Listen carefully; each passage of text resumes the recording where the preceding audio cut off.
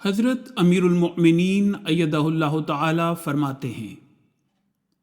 حضرت مسیح موعود علیہ الصلاۃ والسلام نے جلسے کو خالص دینی اجتماع کا نام عطا فرمایا ہے، بس اس میں شامل ہونے والے ہر شخص پر یہ واضح ہونا چاہیے کہ دینی، علمی اور روحانی بہتری اور ترقی کے لیے ہم یہاں آج جمع ہیں، اور 3 دن اس سوچ کے ساتھ اور اس فکر کے ساتھ یہاں جمع رہیں گے کہ کس طرح ہم اپنی دینی، علمی اور روحانی حالت کو بہتر کریں۔ اگر یہ سوچ نہیں تو یہاں آنا بے فائدہ ہے۔ آج کے اس دور میں جبکہ دنیا خدا تعالیٰ کو بھلا رہی ہے، ہر مذہب کو ماننے والا اپنے مذہب سے دور ہٹ رہا ہے،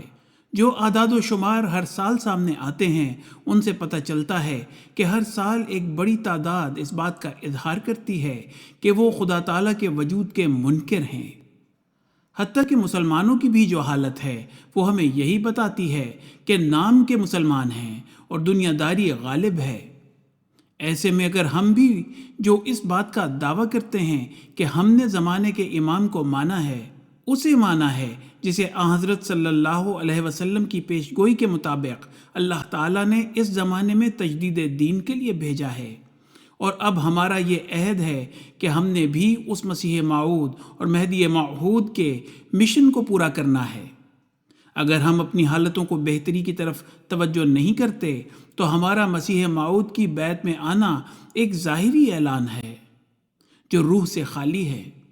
ہمارا عہد بیعت نام کا عہد بیعت ہے جسے ہم پورا نہیں کر رہے۔ ہمارا یہاں جلسے کے لیے جمع ہونا ایک دنیاوی میلے میں جمع ہونے کی طرح ہے۔ بس ہر ایک احمدی کے لیے یہ بڑا سوچنے کا مقام ہے، ایک فکر کے ساتھ اپنے جائزے لینے کی طرف توجہ کی ضرورت ہے کہ اگر یہ سوچ ہے تو پھر بے فائدہ ہے۔ حضرت مسیح موعود علیہ الصلاۃ والسلام نے جلسے کے انعقاد کی جو اغراض ہمارے سامنے پیش فرمائی ہیں، اگر ہم ان کو سامنے رکھ کر اپنے جائزے لیں تو نہ صرف ان 3 دنوں کے مقصد کو پورا کرنے والے بن جائیں گے اور جلسے میں شامل ہونے والوں کے لیے حضرت مسیح موعود علیہ الصلاۃ والسلام کی جو دعائیں ہیں ان کے حاصل کرنے والے بن جائیں گے، اور پھر ان کو مستقل اپنی زندگیوں کا حصہ بنا کر اپنی دنیا و عاقبت سنوارنے والے بن جائیں گے۔ حوالہ خطبہ جمعہ 4 اکتوبر 2019۔